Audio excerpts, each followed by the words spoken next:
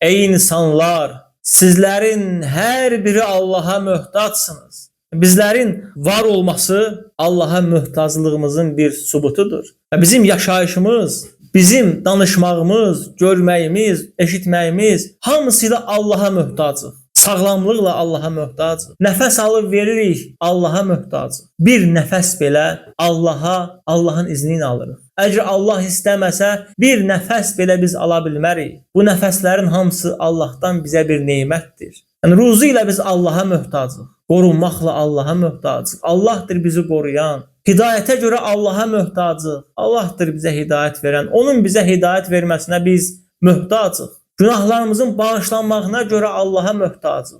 Allahın bizi bağışlamasına biz möhtacıq. Amma Allah səməddir. Heç bir şeyə ehtiyac duymur. Və ölüm anında Allahın köməyinə möhtacıq. Mələklər bizi sorğu-sual edəndə Allahın köməyinə möhtacıq. Qəbr evində Allahın köməyinə möhtacıq. Axirətdə, məhşər günü, haqq hesab günü, kitabların paylandığı günü, tərəzi günü, sıratdan keçərkən hər halla bizlər Allaha möhtacıq. Bizlər çünki naqisik. Allah isə saməddir. Allahu saməd. Bu Allah heç nəyə möhtac deyil.